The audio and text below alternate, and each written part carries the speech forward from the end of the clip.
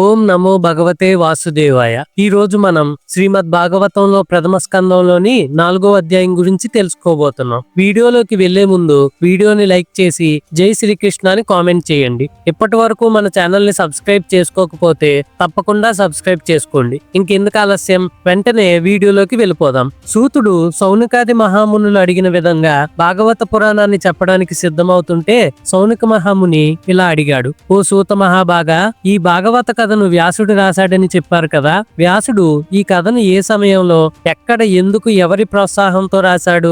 వ్యాసుని కొడుకు సుఖమహర్షి మహాయోగి. శుకుడు చిన్న వయసులోనే సన్యాసం తీసుకొని ఇంటి నుండి వెళ్తున్నాడు. ముందు శుకుడు వెళ్తుంటే వెనక నుండి వ్యాసుడు కుమారా కుమారా అని పిలుస్తూ వెళ్తున్నాడు. దారిలో కొందరు దేవతా స్త్రీలు బట్టలు గట్టును పెట్టి ఒక నీటి కొలనులో దిగి స్నానాలు చేస్తున్నారు. ఆ దారి వెంట వెళ్తున్న శుకుని చూసి వారు ఏమాత్రం సిగ్గుపడకుండా తమ స్నానాలు కొనసాగించారు. కానీ వెనక వస్తున్న వ్యాసుని చూసి గబగబా ఒడ్డుకు వచ్చి బట్టలు కట్టుకున్నారు. ఇది చూసి వ్యాసుడు ఆశ్చర్యపోయాడు. యువకుడైన శుకుని చూసి సిగ్గుపడకుండా వయసులో పెద్దవాడైన తన్ను చూసి సిగ్గుపడి బట్టలు కట్టుకోవడానికి కారణం ఏమిటని వారిని అడిగాడు. అప్పుడు ఆ దేవతా స్త్రీలు ఇలా అన్నారు. ఓ మహాత్మా, నీ కొడుకు శుకునికి స్త్రీ పురుష భేదం లేదు. అందరినీ ఒకేలా చూస్తాడు. కానీ నీకు స్త్రీ పురుష భేదం ఉంది. అందుకని నిన్ను చూసి బట్టలు వేసుకున్నావని చెప్పారు.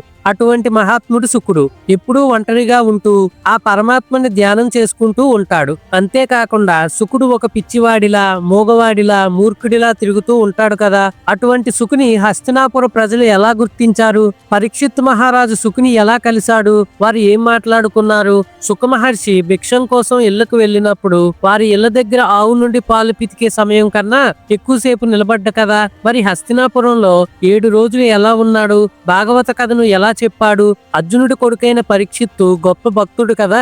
ఆయన గురించి, ఆయన పుట్టుక గురించి వివరించండి. రాజ్యాన్ని బాగా ఏలుకుంటున్నవాడు రాజ్యాన్ని వదిలిపెట్టి చనిపోవడానికి ఎందుకు కూర్చున్నాడు? ఆయనకు వచ్చిన కష్టం ఏమిటి? ఈ విషయాలన్నీ మాకు తెలియజేయండి. ఇటువంటి విషయాలను, వేదాలకు, శాస్త్రాలకు సంబంధించిన విషయాలను చెప్పడంలో మీరు నేర్పరి కదా అని అడిగాడు సౌనకుడు. సౌనకుడు అడిగిన ప్రశ్నలకు సూతుడు ఇలా సమాధానం చెప్పాడు. బ్రాహ్మణోత్తములారా, త్రేతాయుగం ముగిసి 3వ యుగమైన ద్వాపర యుగం మొదలైంది. ఒక సమయంలో ఉపరిచర వసువు అనే ఒక రాజు వీర్యం విధి వలన చేప నోట్లో పడగా ఆ వీర్యం చేప కడుపులో బిడ్డగా పెరిగి దాసరాజు ఇంటికి చేరి ఆయన ఇంట్లో సత్యవతి అనే పేరుతో పెరిగి పెద్దదయింది. ఆ సత్యవతికి పరాశర మహర్షికి వ్యాసుడు పుట్టాడు. పుట్టిన వెంటనే వ్యాసుడు బదరికాశ్రమానికి వెళ్లిపోయాడు.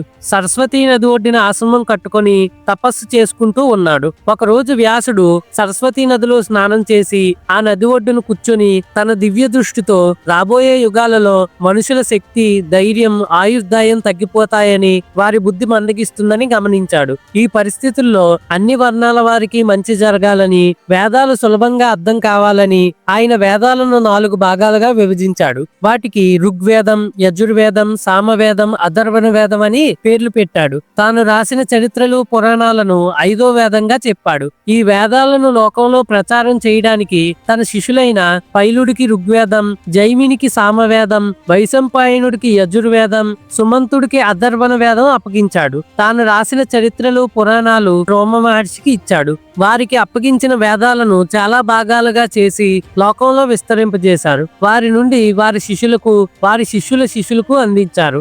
ఆ విధంగా వేదాలు లోకంలో విస్తరించాయి. వేదాలను నేర్చుకోవడానికి అర్హత లేని స్త్రీలకు, శూద్రులకు కూడా మంచి జరగాలని వ్యాసుడు ఆలోచించి వారి కోసం మహాభారతాన్ని రాశాడు. కానీ మహాభారత రచన చేసిన ఆయన మనసుకు తృప్తి కలగలేదు. ఏదో అసంతృప్తి ఆయన బాధ పెడుతూ ఉంది. సరస్వతీ నది ఒడ్డును కూర్చొని వ్యాసుడు ఇలా ఆలోచిస్తున్నాడు. నేను బ్రహ్మచర్యం వంటి నియమాలను పాటించి, గురువులను గౌరవించి మహాభారతంలో వేదసారాన్ని తెలియజేశాను. దానివల్ల స్త్రీలకు, శూద్రులకు కూడా వేదజ్ఞానం అందుబాటులోకి వచ్చింది. అయినా నా మనసుకు శాంతి కలగలేదు. నేను రాసిన మహాభారతంలో భగవంతుని చేరుకునే మార్గాన్ని, భగవంతునికి ఇష్టమైన విషయాలను వివరించలేదు.